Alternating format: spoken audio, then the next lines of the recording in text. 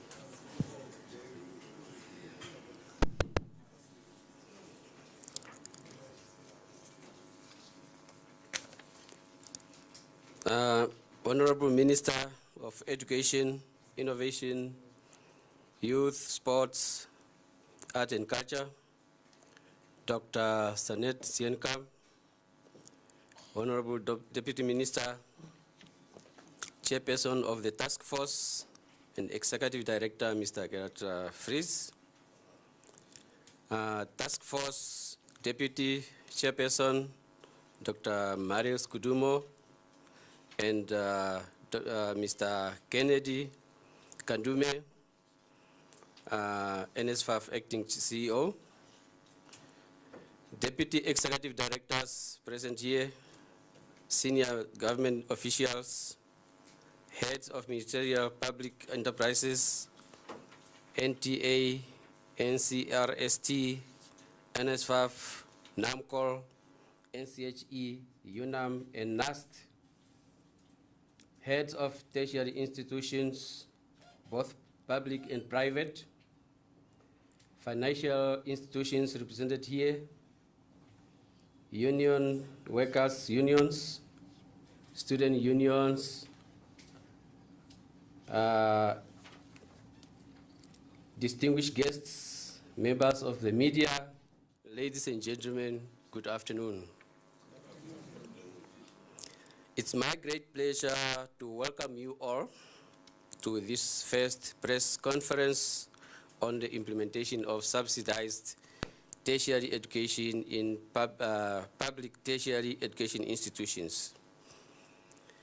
As you are aware, the Honorable Minister of Education, Innovation, Youth, Sport, Art and Culture had put together a task force to develop some guiding principles on the implementation of subsidized tertiary education.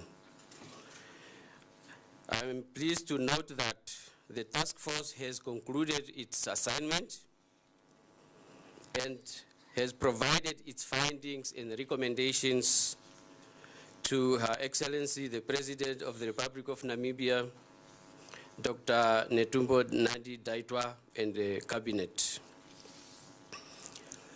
We have invited you all here to receive an official press statement outlining how initiatives on subsidized tertiary education are going to be rolled out. We know that the nation has been waiting and eager to know what is the way forward. You will be given an opportunity to ask questions after the press statement released by the Honorable Minister, Dr. Sanet Steenkamp. Today marks a significant step towards expanding access to tertiary education, strengthening skills development, and empowering our youth to contribute meaningfully to national economic development of our country. With that, I warmly welcome each and every one of you to NAMCOL, the People's College, for which I am honored to be the host for this most historic event. Ladies and gentlemen, thank you once again for joining us, and you are more than welcome. Feel at home. Thank you so much.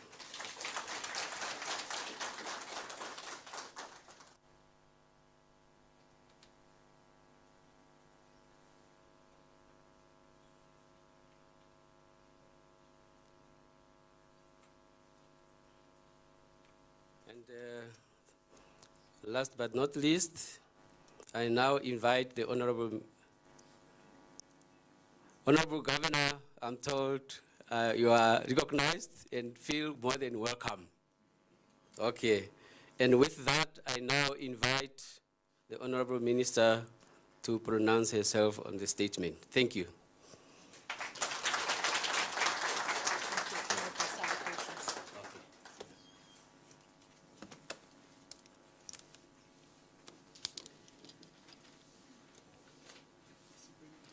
Yes. Thank you very much, and a lovely good afternoon to everyone present and also everyone that has taken the time to follow this online. We are indeed very, very grateful. I think there was great salutations done. I will just wish to very briefly go through this again. I wish to acknowledge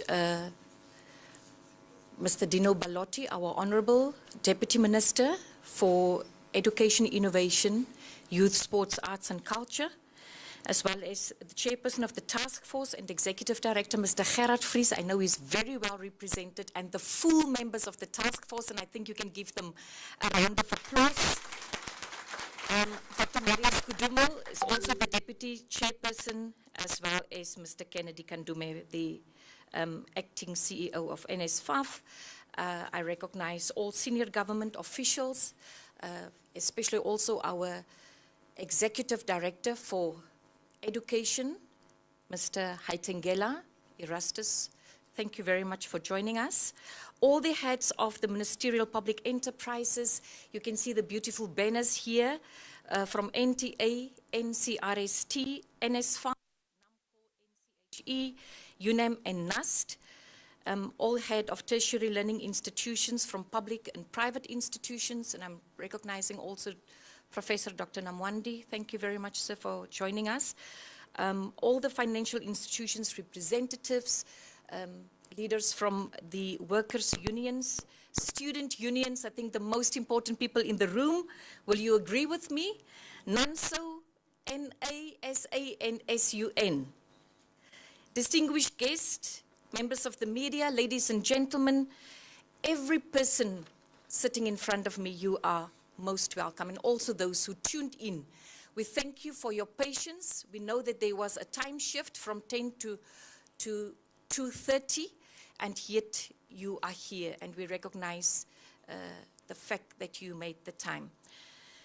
Two things, just from my side, to express my sincere gratitude to Her Excellency Dr. Netumbo Nandi-Ndaitwah for this visionary leadership shown, and for the reason that we are here together today. And secondly, I think we can give another round of applause that the task force did an absolutely amazing job. Sterling performance with consultations. And then lastly, did I mention my Honorable Governor, Piun Ganate? Thank you. Let me start off, ladies and gentlemen, by reading the press statement as it is. And this press statement, you will see where it comes from and how it originates.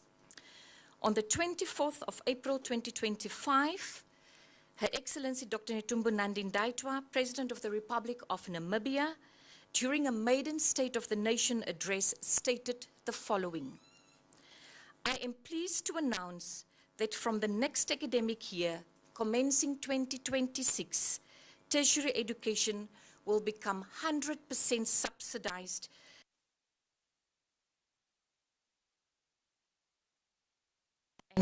tuition fees at all public universities and technical and vocational education centers. While this will be a gradual phased-in approach, your contribution as families and students for now will be towards accommodation and other related costs. We have heard your cries, fees have fallen.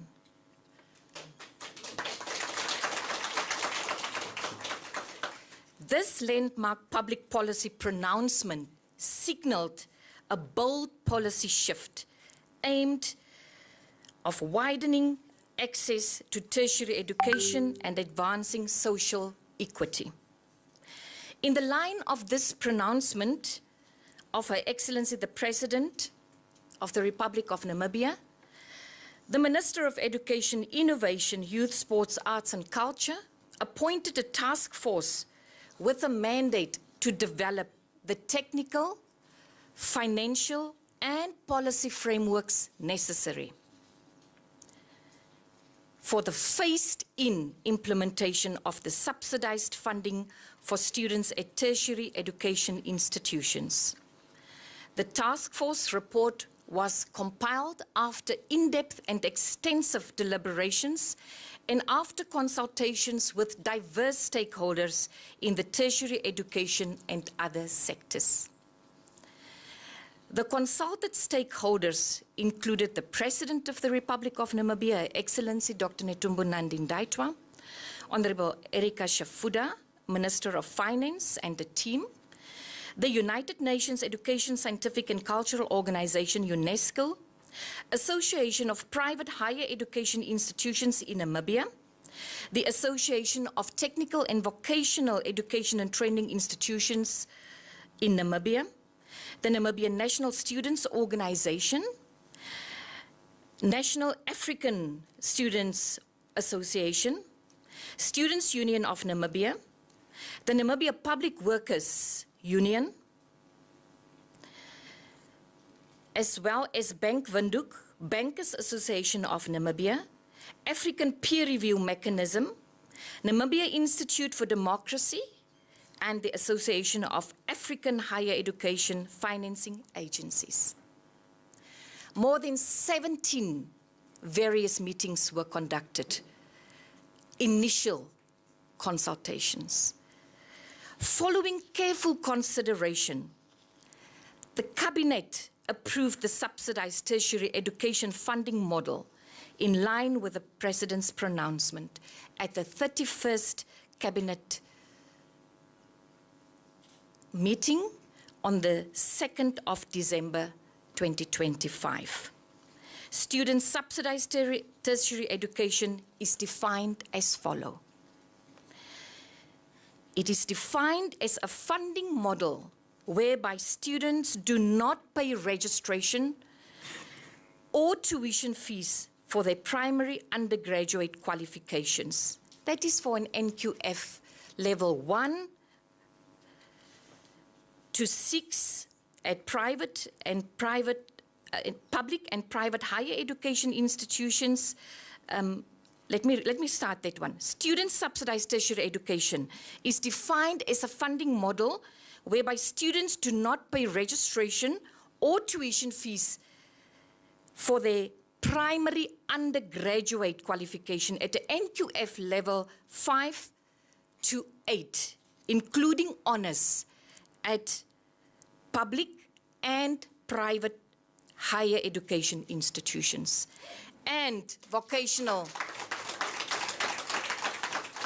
Don't forget, vocational training centers, level 1 to 6, NQA accredited. Can we also have a round of applause for that? So that is the true definition. To ensure fairness, equity, and inclusiveness across the whole tertiary education sector, the subsidized tertiary education funding model was extended to include private institutions. Furthermore, it was found necessary to maintain tuition funding for non-tuition fees such as accommodation, meals, transport, learning materials, and other resources for students in public and private tertiary education institutions as per the existing NS5 modality with a specific amendment. The need was identified to ensure that needy students are covered in terms of providing non-tuition fees as loans through means testing to enhance access through a holistic approach to student funding. What is the eligible criteria for funding? The following categories will be eligible for funding. 1, all undergraduate students who do their first primary qualification at a NQF level 5 up to a level 8, including honors at public and private higher education institutions will receive 100% tuition and registration fee subsidy. 2, all trainees for the first primary trade, NQF level 1 up to level 6, at TVET centers will be accorded with 100% tuition and registration subsidy. A first primary qualification is defined as the first qualification attained by student at the NQF level 1 to 6 for those pursuing technical, vocational, and training education, or for those pursuing higher education, NQF level 5 to 8, including an honors degree. A bridging program that is required to qualify for the primary qualification is part of the primary qualification.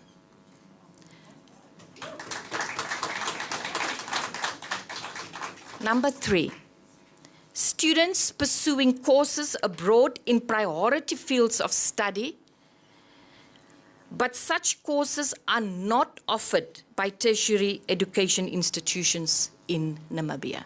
Priority fields. What are the exclusion criteria for funding? The following categories will not be eligible for funding. Number 1, students pursuing second or more qualifications at the same or lower NQF level. Funding for repeating students at any level shall be discontinued. Non-Namibian citizens are not eligible for funding. Number 4, student enrolled at institutions and or in programs that are not meeting legal and quality standard requirements according to the approved national quality standards as implemented by the National Council for Higher Education, the Namibia Qualifications Authority and the Namibia Training Authority shall not be eligible for funding. So there are conditions. Students pursuing courses abroad that are in priority fields of study, but that are offered in tertiary education institutions within Namibia. Postgraduate studies. Until any further notice, postgraduate studies will not be funded under the subsidized tertiary education funding model. And the reason for this decision is to allow for ample time for the development of a national list of priority fields of studies, which will serve as a key eligibility criterion for future postgraduate funding. In addition, other eligibility criteria will be identified and applied to the funding of postgraduate studies. Postgraduate students currently funded through the means-tested loans from the Namibia Students Financial Assistance Fund will continue to receive support until they complete their studies in accordance with the existing student financial assistance and debt recovery policy and in its accompanying procedures and the priority fields of study that was for 2021 to 2025. In terms of non-tuition fees, again, we wish to state, students and trainees under the subsidized tertiary education funding model in tertiary education institutions shall be accorded non-tuition fees as loans through means testing. Funding for non-tuition will be provided in line with the current approved student financial assistance and debt recovery policy and accompanying procedures. The combined parental or guardian income threshold for funding is currently set at 500,000 Namibia dollars. This threshold will reduce to 100,000 Namibia dollars and therefore caters for the most needy students.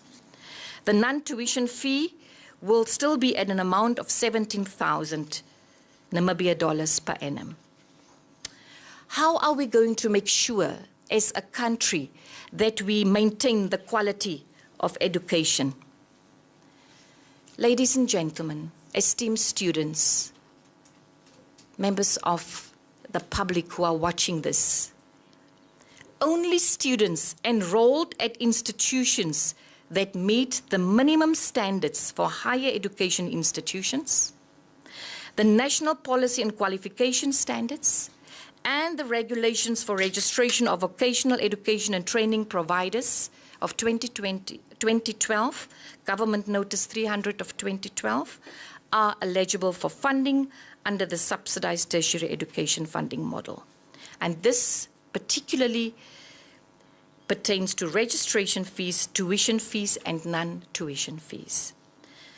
Now, what is the minimum standards for higher education?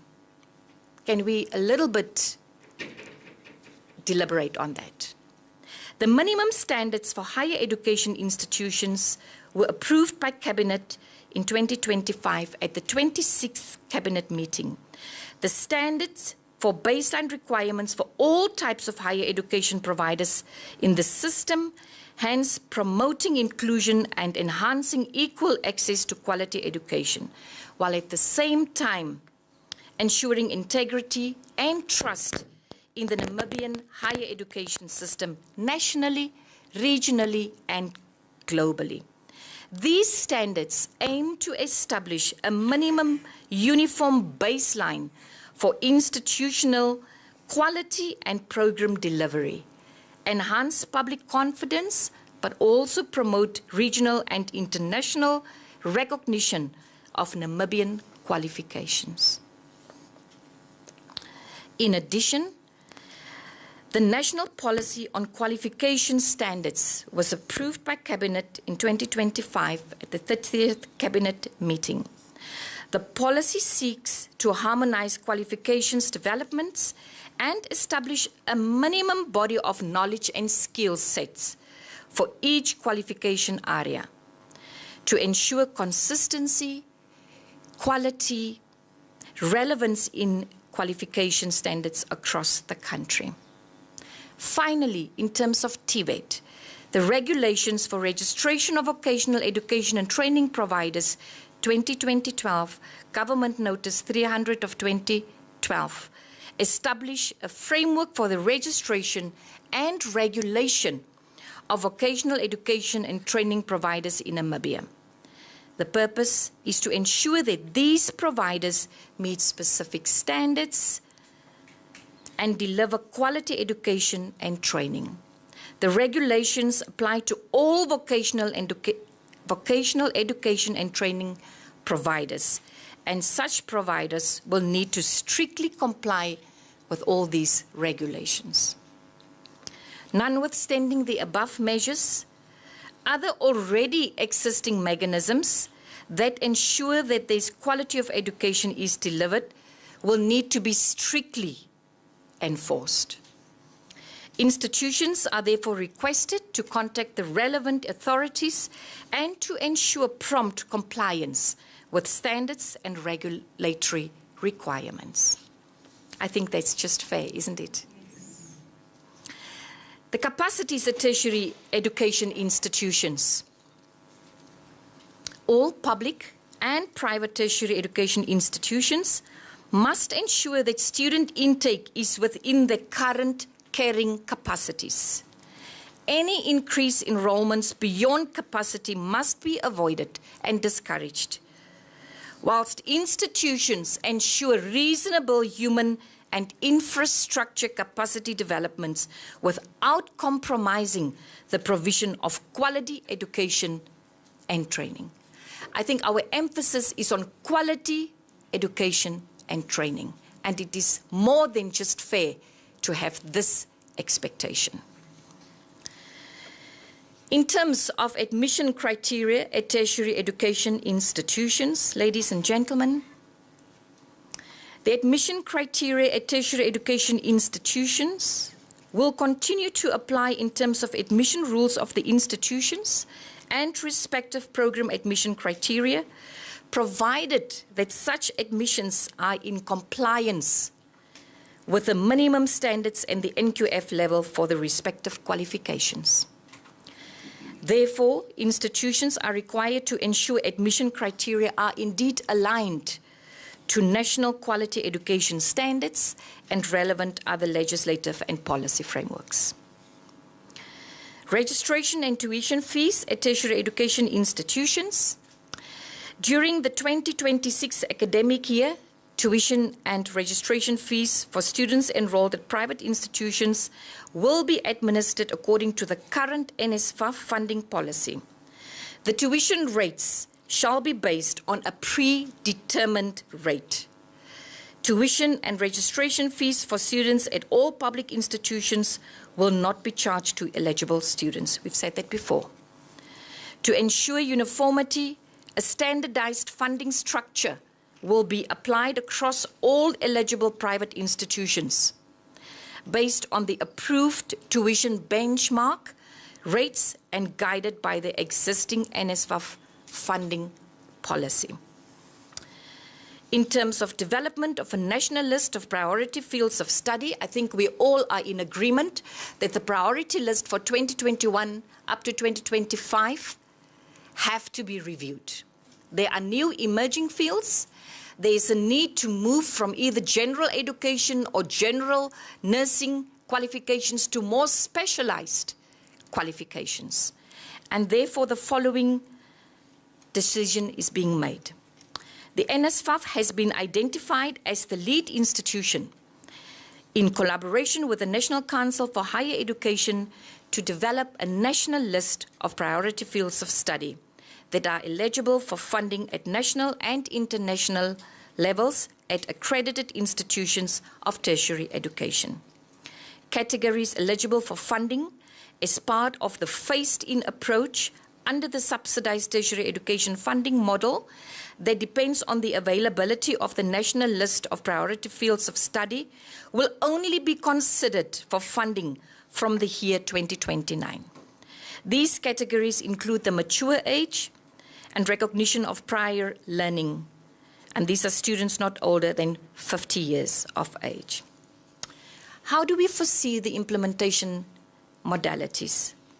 The Ministry of Education, Innovation, Youth, Sports, Arts and Culture, MASAC, has the following key responsibilities and will ensure to provide strategic oversight and coordination into the implementation, monitor and brief Cabinet on the implementation of subsidized tertiary education, coordinate the review of the current student financial assistance and debt recovery policy and accompanying procedures to include the subsidized tertiary education funding model, disperse the funds for non-tuition loans and disperse funds for institutions for students eligible under the subsidized tertiary education funding model.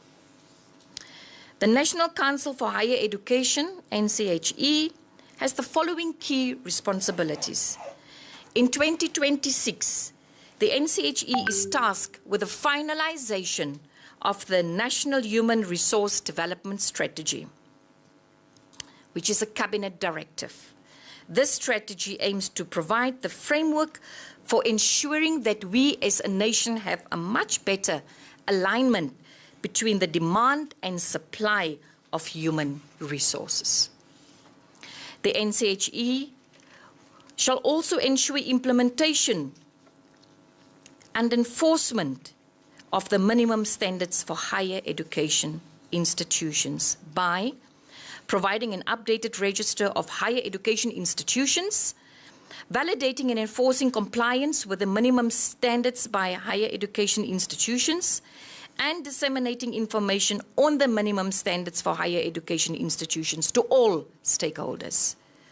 In the year 2026, NCHE is also tasked with the development of a costing mechanism for programs or qualifications and the setting of national accepted fee structures. The estimated cost would be used for funding students at both public and private higher education institutions. Lastly, NCHE and NQA are to ensure joint institutional accreditation of higher education institutions in full compliance with legislative frameworks. What would be the role, ladies and gentlemen, of the Namibia Qualifications Authority? The Namibia Qualification Authority, NQA, oversees the development and administration of national qualifications and standards in Namibia.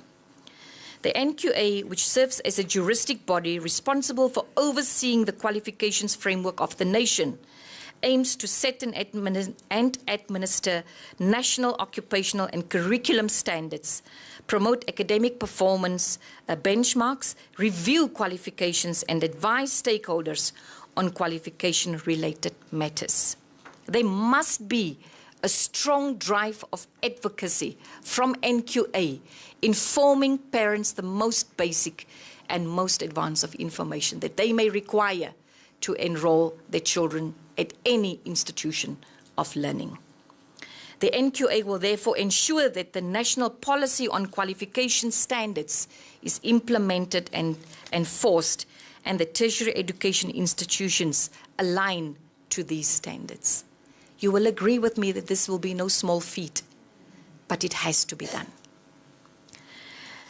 What would be the role of the Namibia Students Financial Assistance Fund, NSFAF?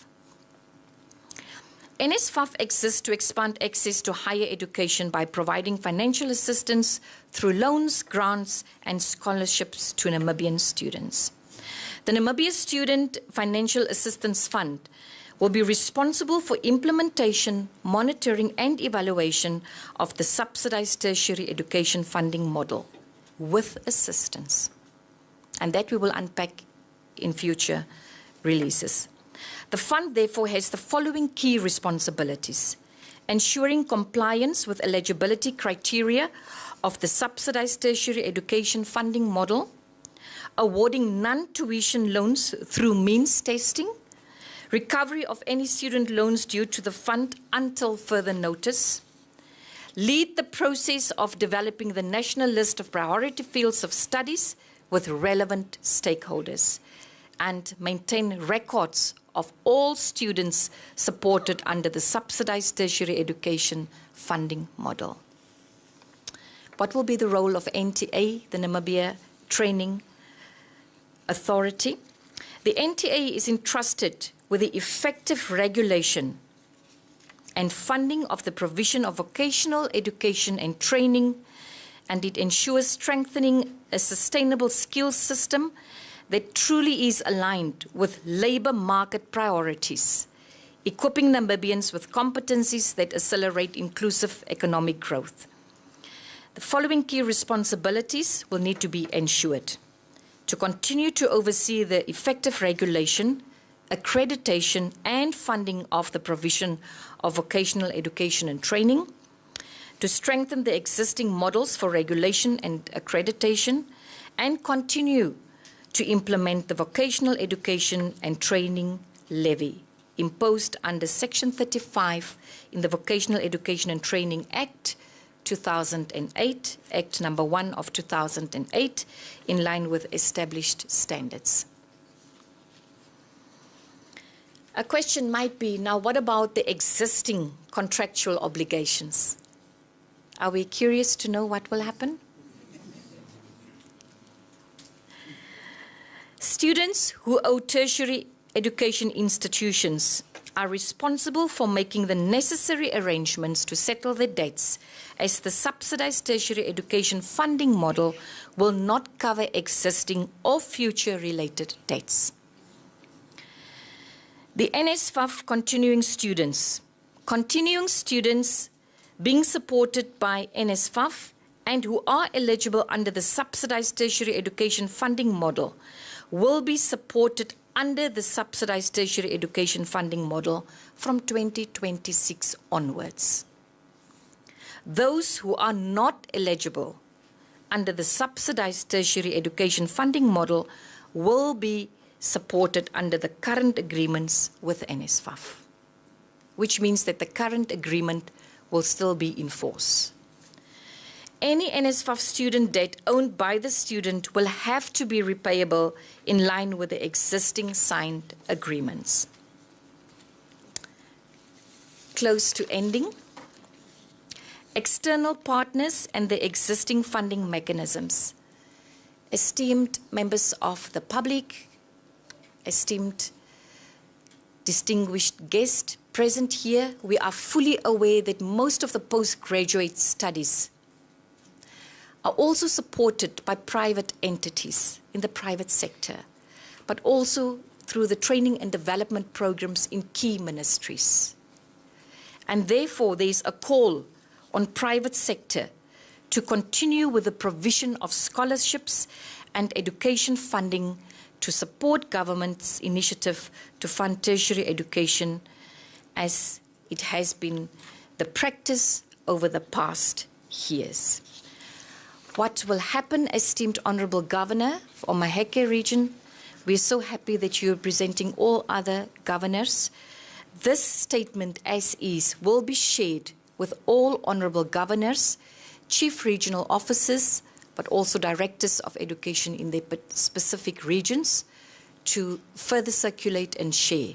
We've also provided with this statement two key names as well as email addresses for which further queries and questions and possible, for clarity could be sent to. In addition, we will start with an aggressive drive to ensure that we have what we call regular asked questions, so that we make sure that we preempt the possible questions that there may still be. But with that being said, ladies and gentlemen, as Her Excellency said, on the 24th of April 2025, we have executed as per her instruction. I thank you very, very much.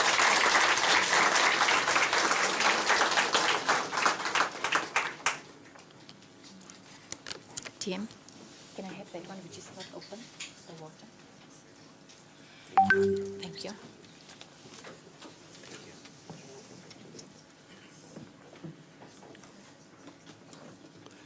Thank you, Honourable Minister, Dr. Sanet Steenkamp, for delivering that statement on behalf of the Government of the Republic of Namibia. The floor is now open for engagements, questions for clarification to the Honourable Minister.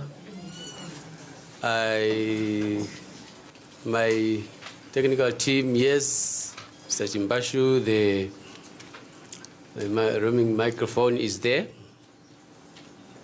The floor is open for engagements.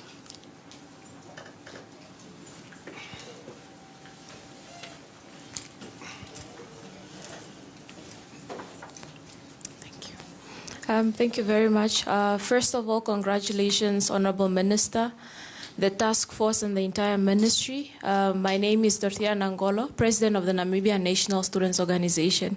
And I must say, on behalf of the students, we are very, very happy with the outcomes of the task force inquiry and the work of the task force. However, Honourable Minister, I have one key concern.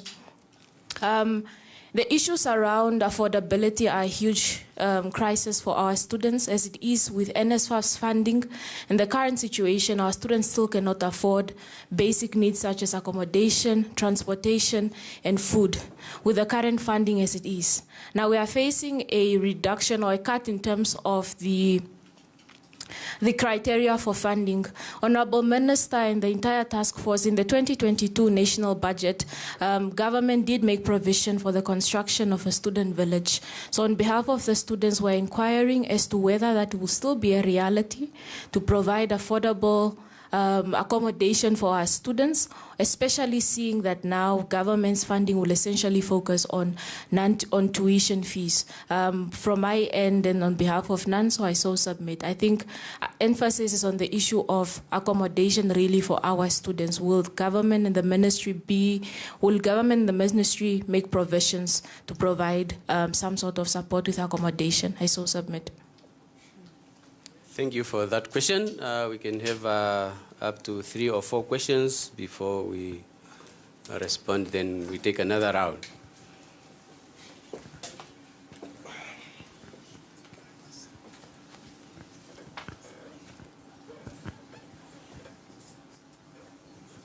Good afternoon, Honorable Minister and all dignitaries present.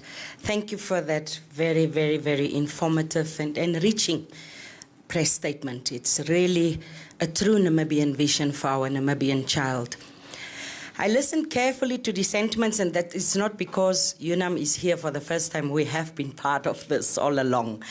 I just had one question on the spot when Honorable Minister mentioned that your current intake numbers must be maintained.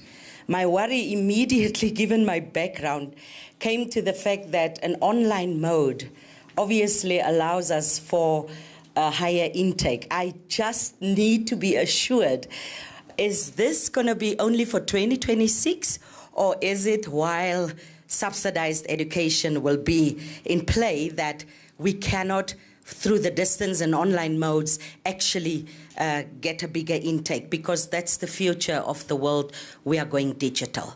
The last part is just on the bridging programs. I just wanted a little bit of clarity there as to whether a bridging program, as it is, whether readiness or bridging, will maintain the NASFAF criteria in terms of entry, or is the funding just flat in terms of the subsidized education model? Thank you. Thank you so much for that question, or those 2 questions. We can take another question. I see a hand there.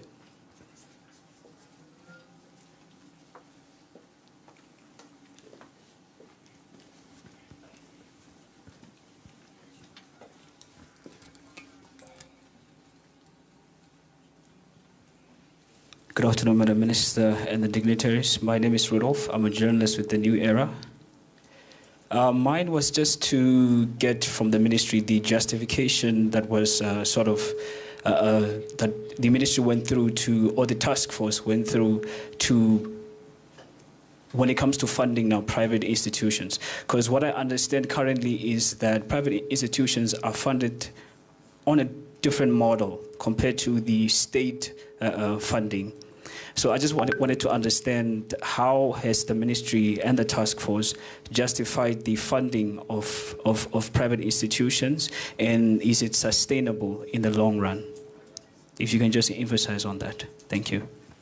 Thank you for that question. And not to inundate the Honorable Minister with too many questions at once, perhaps we can ask her to respond.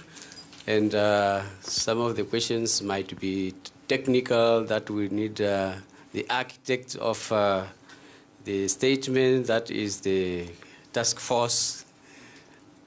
Honorable Minister.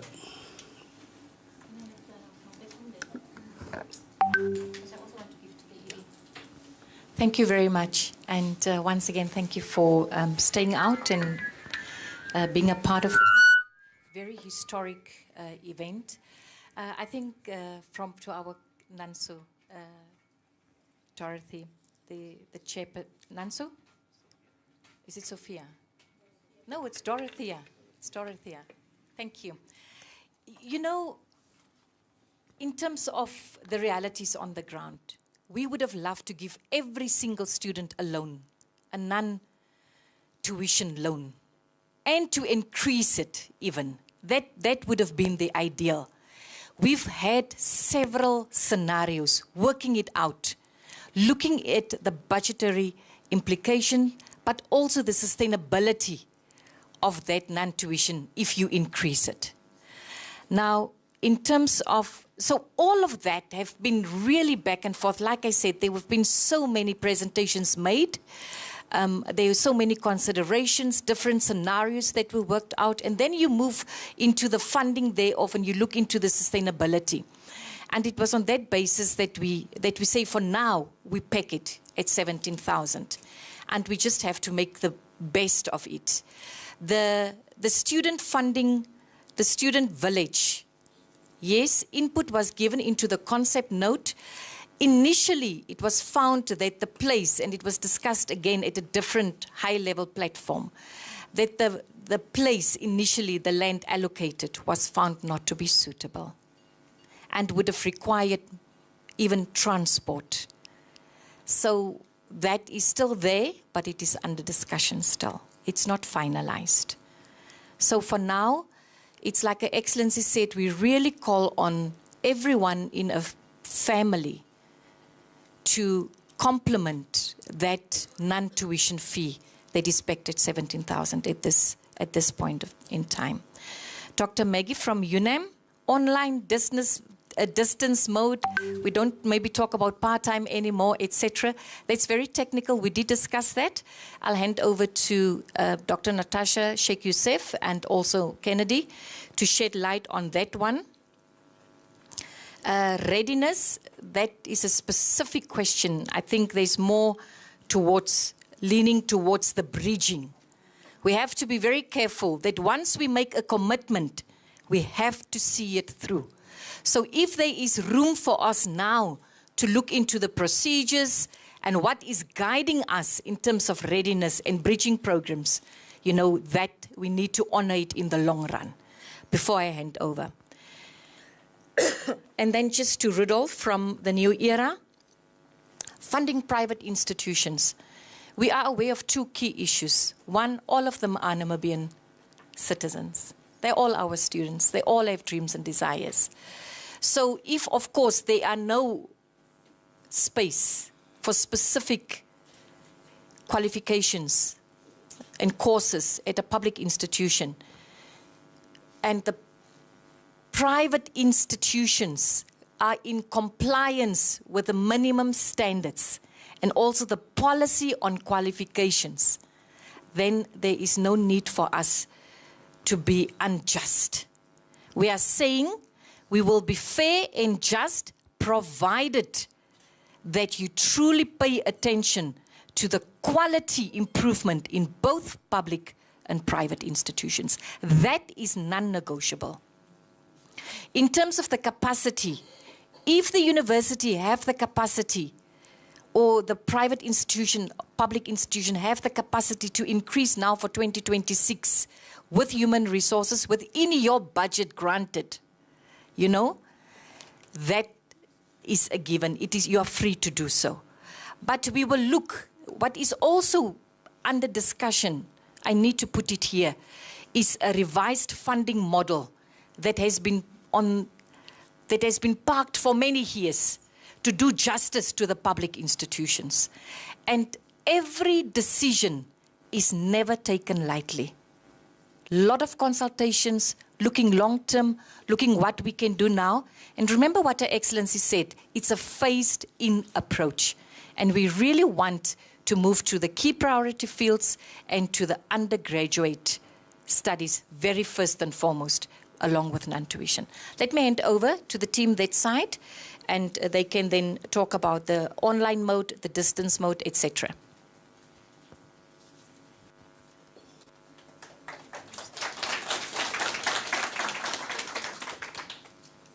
Thank you, Honorable, and Doctor from UNAM for the question on the distance and then online.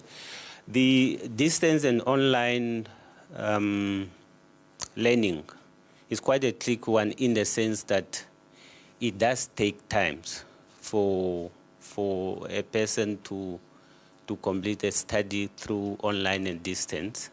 For example, if a program is to take 4 years, if you are doing it through a distance, is 6 years, and that is accompanied by the cost.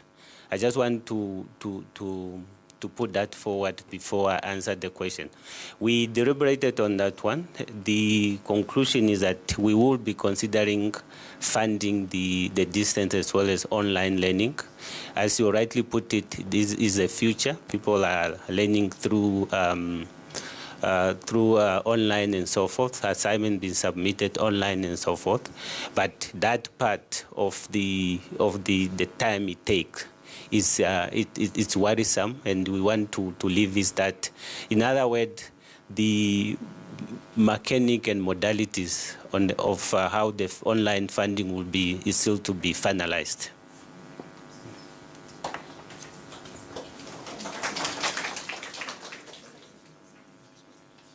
Thank you. I reopen the floor again for another round of questions. Thank you very much. There's a head here by the Honorable Governor. Yes, but I have the mic. Oh, you Yes. are already? Yes. Okay, go ahead. Thank you very much. My name is Shikesho Natangwe. I'm the president of the Students' Union of Namibia. First and foremost, I would like to thank the president for listening to young people, for loving the young people, for appreciating and putting Namibians first. I think she's becoming like Trump now, to make Namibia great again. And again, in the same sense, I want to appreciate the Taskforce led by Comrade Executive Director. Thank you for listening to young people. Thank you for listening to us.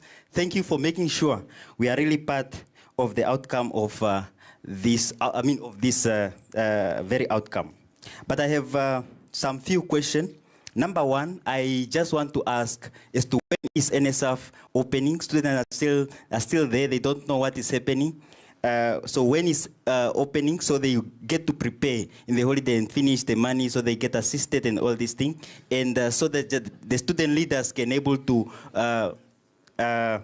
make arrangement and able to assist the students so they apply. Number two is the same thing to say, these students, most of them have proven to government that they are very poor, they can't afford anything. They can't even afford to buy bread. But what we are saying is that we are moving toward the AI and all sort of things.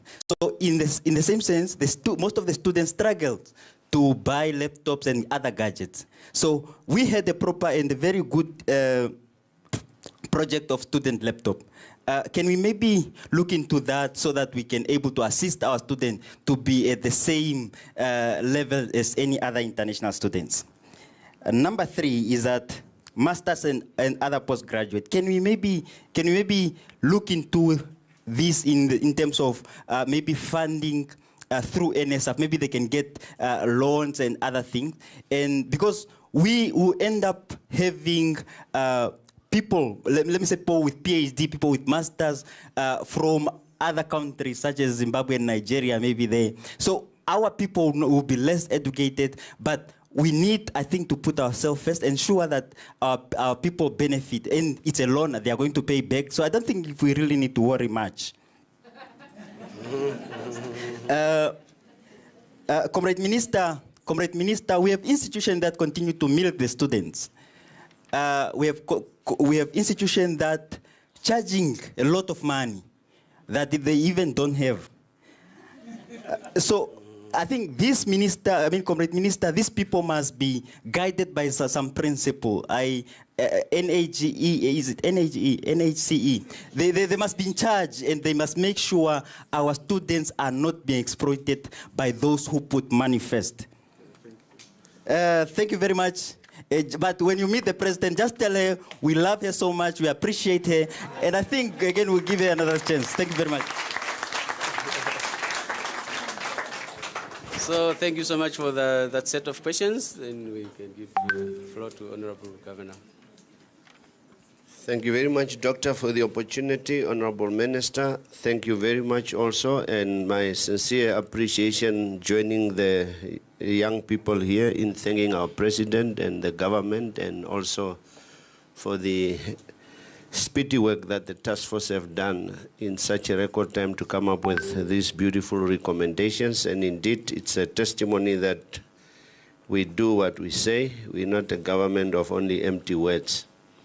Having said that, Comrade Minister, I'm also pleading for the expansion of training centers in other regions like Omaheke. There is nothing except the VTC.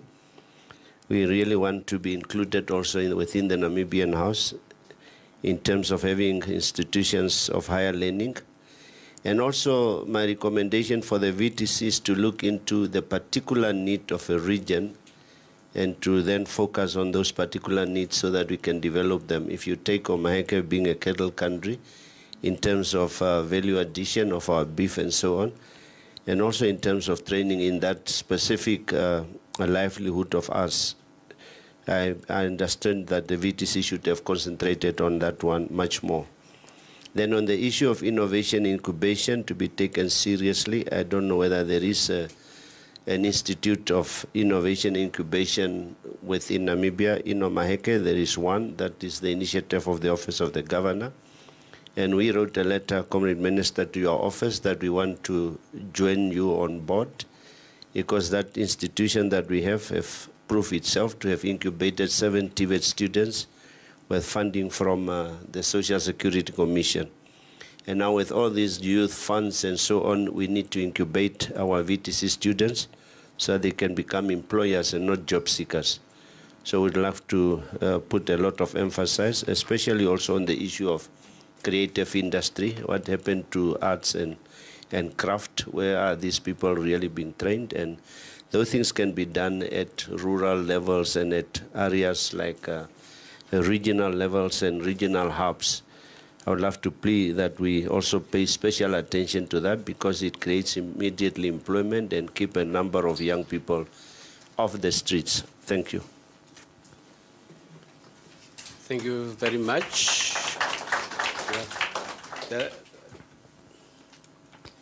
Yes, thank you very much. My name is Mahongora. I just want to join the chorus of appreciating the President, the Minister, and everyone who worked tirelessly to come up with this document. We are very thankful for that. Now the ball is on our court to see how best we can implement this policy direction, which I think most of the social thinking individuals who have been praying for it. So we are very thankful for that. Mine is about administration. It's an administrative question, the issues of efficiency. Government is not first now, only starting with the tertiary. We are also subsidizing on basic education. But the issues of efficiency is where it might frustrate the institutions, especially disbursements of the funds to the institutions, all those kind of things. How do we ensure that we hold those that have to implement accountable? So that is a disease that we have in Namibia. The other component is the issues of the determinations of the funding. Do we have any kind of mechanism in place so that we can deal with what was raised by the Sun President, especially the exorbitant prices that can also frustrate the sustainability process of the fund. The third one, you mentioned about the critical fields, where you narrated to 2 institutions, but there was no time frame. They have to come up with a list when. And that's very important because that critical areas are very, very, very important because even in the job market we have been taught that we have skills mismatch and all those kind of things. I think that need to be dealt with. And how do we intend to move forward? The last question is on the status of the NASAF. Where are we? There have been various political statements around it. It will come to the ministry, it will not, it won't. Where are we? So that I think that we need to have a clarity on where we stand. Thank you very much. But in overall, on behalf of the educators, we are very thankful. And I need to congratulate you, also to remove the word free education, because there's nothing free. Yeah, so you heard that one from us, but we appreciate that at least nothing free is funding from our resources. Thank you very much. Thank you so much. And I think for now, let's give the Honorable Minister to react to those questions. There are 3 speakers, and each one gave around 4 to 5 questions. 5 times 3 is okay. Thank you very much. I will hand over to the Executive Director, Mr. Haitengela, to talk about NSFAF and the progress that we have made, and also to the Deputy Minister and, of course, Dr. Natasha. So we have a team of people here, technical people. On TVET, we will have the CEO that also respond on that. But to the President of SUN, thank you very much. We will certainly convey the message, and we are equally appreciative of the youth showing the understanding and showing up for the consultations and making your voices heard. Look, we may not have answered every single thing that was requested, but I can tell you that we did more than due diligence. We really, really went back and forth several times. And you are right, our President of TUN. We deliberately, and Her Excellency made it very clear, this, we don't even bring in the terminology of free education. It's subsidized tertiary education. And we start and we build phased-in approach with time. The time frame that was given for the priority list, because it comes to an end in 2025, March 2025. With the financial year, in 1st of April 2026, we need a new list. So it takes 1 year with full consultation. And that is why all the entities are here, but also the various stakeholders need to be consulted on that one. I want the team specifically to talk about the elephant in the room, because it is said that there are institutions that are really, the word was used, milking the students. And that is why we have said in this very statement that we will come up with a standardized module, funding module. So what happens is that eventually we will be able to say, in Namibia, a certificate should cost you this. A diploma should cost you this, and a basic degree with honors, up to honors, will cost you this. Also note that there are specific modalities in place for the private institutions. So if the private institution is charging a fee higher than the public institution, we will only pay up to that which the public institution is receiving. Or if it is lower, we will pay that which is lower than the public institution. That is, I need to say that. But it is imperative to state that, yes, there are many questions now. We are aware we are not operating a perfect system. We are building. This pronouncement has just been made in April. Within 6 months, we've had a task force doing brilliant, real sterling job. And now we need each other as we move forward, the implementation modalities, so that the institutions are not frustrated come January. And we're working with the Ministry of Finance in that regard. So we are putting specific steps in place. But I want to give to the Executive Director, Mr. Haitengela, to talk about, because he's been working very closely on the issue of NSFAF integration. It is still there. Let me hand over to him and then to the Deputy Minister. Thank you very much, Honorable Minister. NSFAF is becoming a department within the ministry. It will operate as an independent entity as it is, but it's part of the ministry. The law has been amended. Cabinet has approved the current arrangement. It will be having its own board, which will take care of most of the process as it was done before, but it will become part of the ministry. There is a lot of discussion between us, the unions, and the current board in terms of how to address the issue of the staff member who are under NSFAF. So with that, I hope it's clear. Thank you very much. Thank you very much, Mr. Haitengela. Can we give him a round of applause?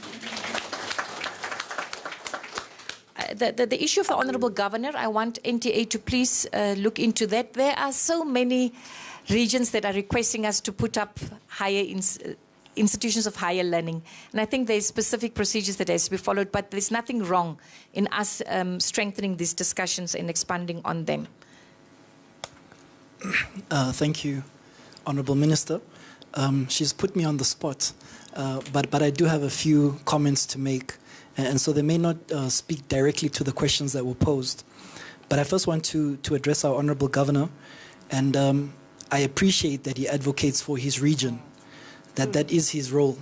And I can tell you that I took note that in this year there was an education summit in your region under his leadership. And that was really for the Omaheke stakeholders in assessing the state of education within the region. And so I also want to commend you for that. And if we can give him a round of applause, please. So equally, in our ministry, you'll note in the MySac, innovation is pronounced. And it shouldn't really just be lip service or a nice word to incorporate into our title.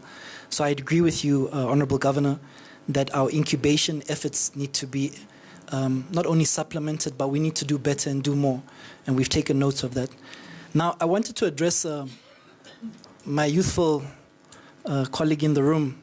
You made a statement, and I think we all laughed. I didn't laugh at that one, where you said, don't worry, non-tuition isn't paid back anyhow. Maybe not verbatim, and so don't worry, we won't repay that. Now, I want to make or rather, I wish to state on record that NSFAF has only recovered less than 1% of the funds that have been dispersed. And I think many people can willingly or unwillingly share whether they fall within that 1% or 99%. But the onus was on this being a revolving fund. And in the event that those funds are repaid, we can do so much more for education. Now, Honourable Minister, I don't know if she's going to discipline me after this meeting, but this subsidized tertiary education endeavor is in the quantum of around 10 billion Namibian dollars. And as you all may be aware, our national budget stands at approximately 100 billion Namibian dollars per annum. So that's essentially a rough approximate 10% additional funding towards education. And so no one Namibian or any one person on this planet can say that the government and Her Excellency do not take education seriously in Namibia. Let's give the President a round of applause. I think maybe just maybe one more point to mention, and this is where I speak to my senior from TUN and from NANSO and all of our unions. The challenge around students receiving laptops to do what they need to do, we need to find a solution around that. Ideally, in a perfect world, if we had some few more billions, we could have also incorporated laptops for the student population. But I think this is where the universities, the unions, sort of a multi-stakeholder approach, we really need to find a solution very quickly so that for the new academic year, we can find, and I won't use the word subsidized laptops, but again, maybe with payment holidays, maybe with zero interest loans, there must be a solution with our private sector, with our financiers, etc. So I think that's something that we will also pay some attention to. But I need, or rather we need, the unions to really work in collaboration with universities, because students need laptops. I think with that, that's my contribution. Thank you very much.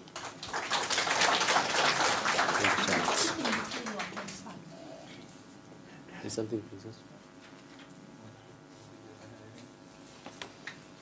I'm just looking what was the other thing. I think on the issue of TVET, I think if the CEO would like to respond. Expansion to the Omaheke region and perhaps a needs analysis in terms of what NTA is doing in the regions, the needs of establishing VTCs. The back, okay, my brother. Thank you. Honorable Governor, Namibia Training Authority have a vocational training center in Hobabis. It is quite big, and I know it is working very well with your office there.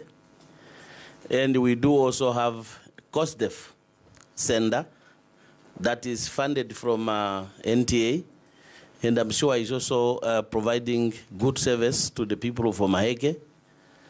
And we are addressing many issues, like we know your concern about your student accommodation. It is at advanced stage. All the drawing, everything is done. It will be going to tender, I think, in early next year.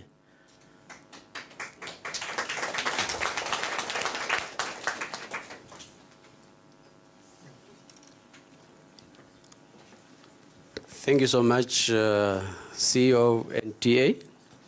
Oh, there's another response here from Mr. Kandume. For me, I just want to emphasize the issue of recovery and the loan for non-tuition fee. The idea of making a non-tuition fee a loan, mean-tested loan, is again for us to have a revolving fund. I think the Honorable Deputy Minister has spoken to the figure actually, that NASFAF is currently recovering more or less 1% of the outstanding loan. The loan book currently stands at 15 billion. That's a lot of money. Previously, we were having issues and been accused of not having records. I can challenge anybody here that if you think we don't have your record, please just provide us with your ID number.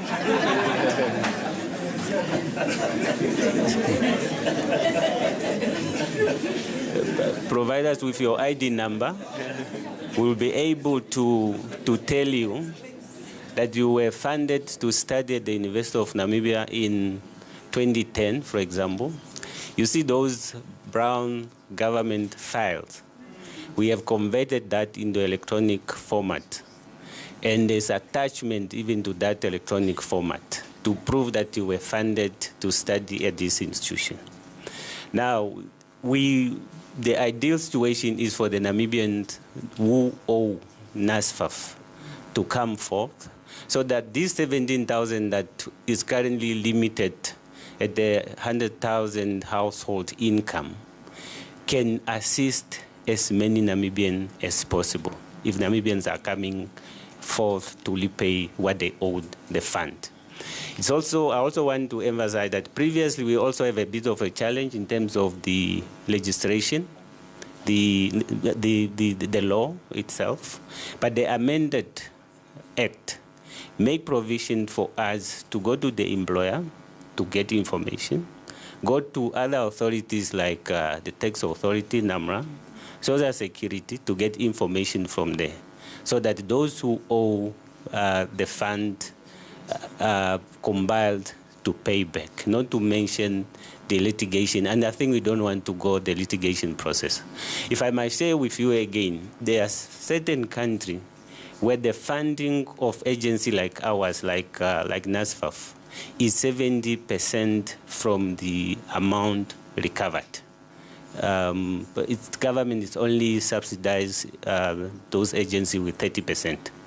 And this is a going trend all over Africa in terms of those that are given loans and so on.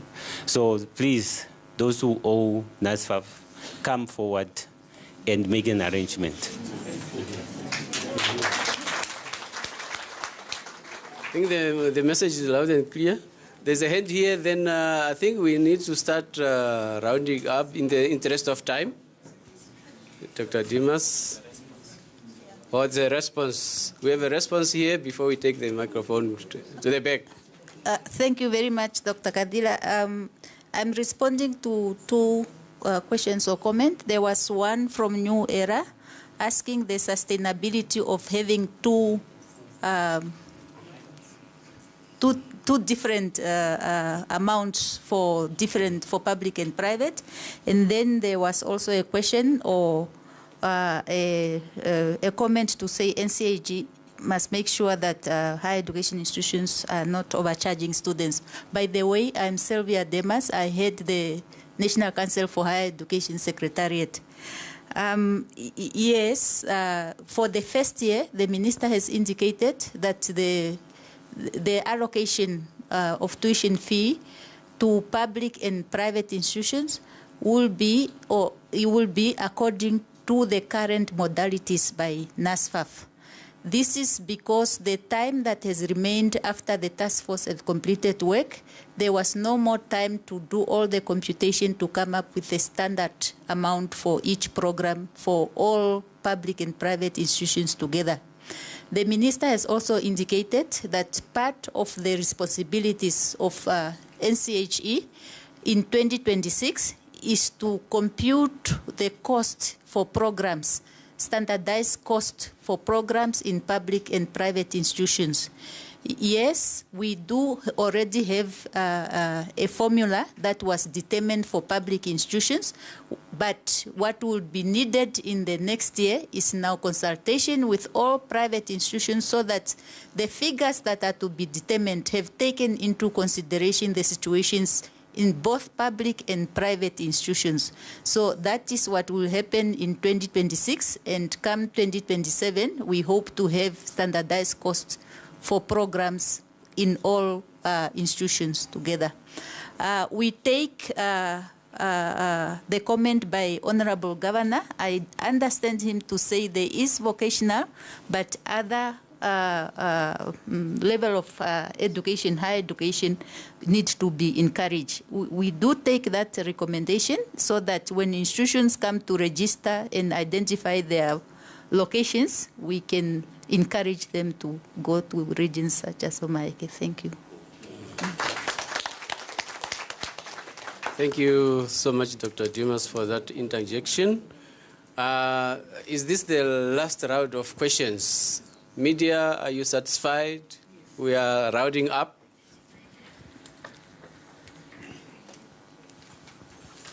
All right, thank you very much. My name is Bernard Kavau, Board Chairperson, Student Union of Namibia. We have already thanked the President. I think the message must be very clear that the young people has been heard. I don't know how many times can we say that. Now, our contribution is, the President here asked, when is NSFAF going to operate or to open in terms of application? It has not yet been answered. Secondly, I just want to caution everyone in this house that as the Board of the Student Union of Namibia, will continue to give advice to the union leadership. Let's put it on record that there is no voluntary contribution at higher institutions. The higher institution must not write letters. The reason we are saying so, higher institutions make their operation in terms of registration fee. So I'm wondering now, for instance, UNAM already gave their estimation. And you look at the first phase of the estimation of the subsidized education. So that alone cannot cover UNAM, NAST, and NAMCOL. Now here we have the private institutions. All we are calling for is, we hear you, Minister, when you are saying that you are going to engage the Ministry of Finance. All we are saying is come January, when the institution of higher learning will start to operate, we want to see already the first set of maybe registration fee be paid to higher institutions. We don't want to see an institution closing their door because they can't pay the salary of the workers. Electricity is closed. The bathrooms are not working. If that happens, we will continue to tell Shikesho them to knock at your doors, where we are going to demand that money for registration must be paid to the institution in order to enhance quality education. Thank you. Thank you for that contribution. And the reminder on the question about when NSFAF is going to operate, the answer is available immediately. Yes, thank you, Director of Ceremony. As you can imagine, before today, it was a bit difficult for us to come and say we are going to open and these are going to be criteria, new criteria, and these are going to be modality. But from what we get now from the Honorable Minister, it is clear what are the criteria. We will announce in due course as to when the opening of the 2026 application going to be. So just be on the lookout. I know the students are anxious. You are not the only one receiving questions. Actually, they are already flooding our officers with calls. Is it going to be application next year, or are we not required to apply? There will be application, as the Honorable Minister has indicated. We will be keeping some records. It's just the modality as to the application for tuition, for non-tuition fee vis-a-vis the 100% subsidized tuition and the registration fee, but both require information to be captured one way or another. Thank you for that. NSF was just waiting for that moment. Now the work starts. The issue of early release of funds to institutions, I think that you advocate on behalf of institutions and is appreciated.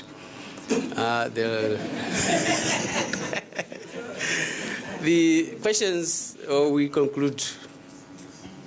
I don't see any further hands. If there are no further hands, we want to close the floor for engagements. And on that note, I would like to call upon Mr. Erastus Haitengela Mbumba, the Executive Director, to give the vote of thanks. Thank you, Mr. Mbumba. The floor is yours.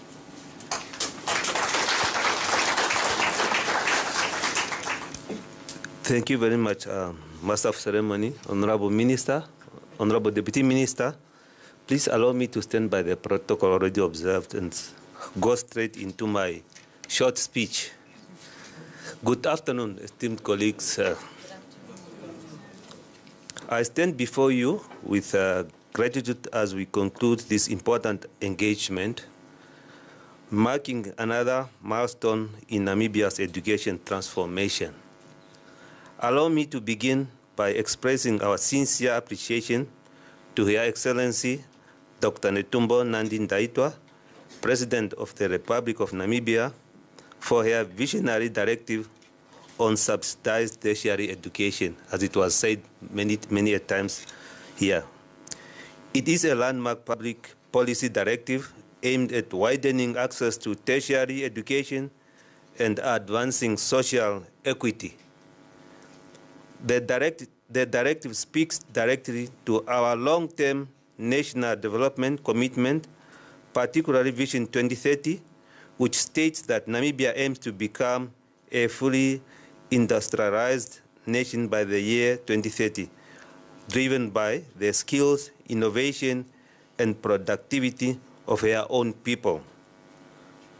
For us to achieve this, we must educate the nation. Following the pronouncement by Her Excellency, the Minister established a task force that would guide the technical, financial, and policy framework for the implementation of the subsidized tertiary education. Honorable Minister, we thank you for your strategic guidance and oversight in ensuring this initiative is made actionable today, as we are here today. The mandate of the task force was clear: to translate the President's vision into a workable national model that will expand access, promote equity, and ensure sustainable for generations to come. Allow me now to give a special acknowledgement to my colleagues and co-driver of the ministry, that's now Mr. Gerard Fries, who served as the chairperson of the task force. Unfortunately, he's not here. He's on an assignment outside the country. Together with the deputy chairpersons, Dr. Marius Kudumo from UNAM and Mr. Kenneth Kandume, you have heard him talking from NASF's point of view. You led this work with the distinctions, discipline, and unwavering commitment. We thank you for your leadership and dedication. Omake, please, for the team.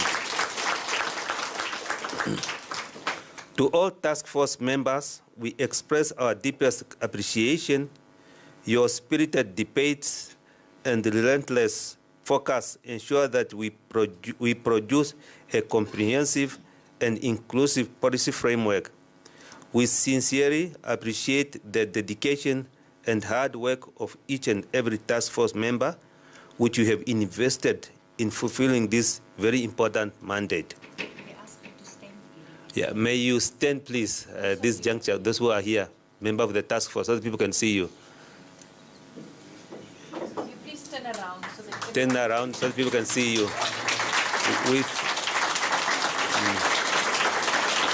We thank you so much for your hard work, esteemed colleagues. Thank you. I also acknowledge, sometimes we forget the engine, you know. I also acknowledge the Secretariat under the leadership of Dr. Natasha Cheiko Youssef. Please stand up, Dr. Natasha. And your team, what are the Secretariat? Secretariat, please stand up so people can see you.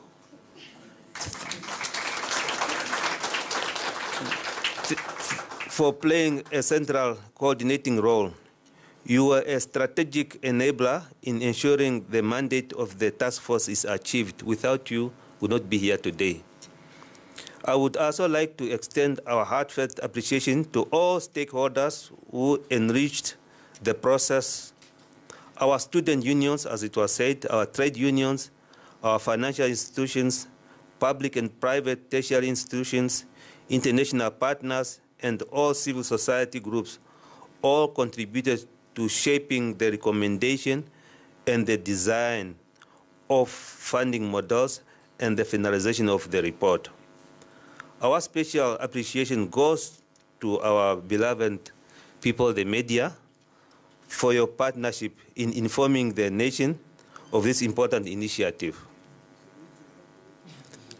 Can we give them a round The applause, please.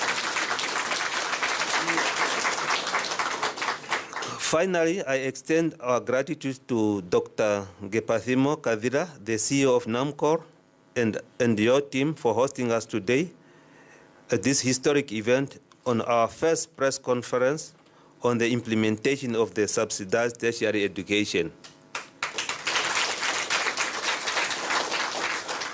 Together, we have taken a decisive step forward toward to a more equitable future. I thank you all for coming.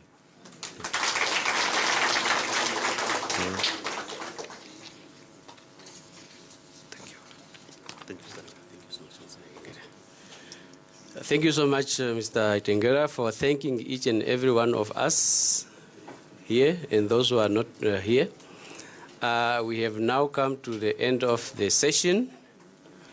As we leave this place, I would like to request you to accord the lowest table the opportunity. You know, you are seated up there and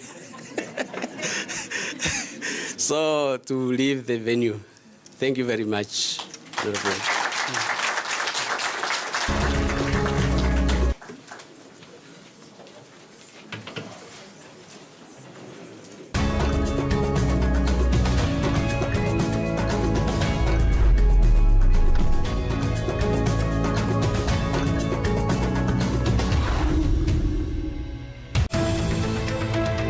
Very satisfying when someone calls you saying, I came to your farm, you taught me this, now I have this. We wanted to start something to solve that problem.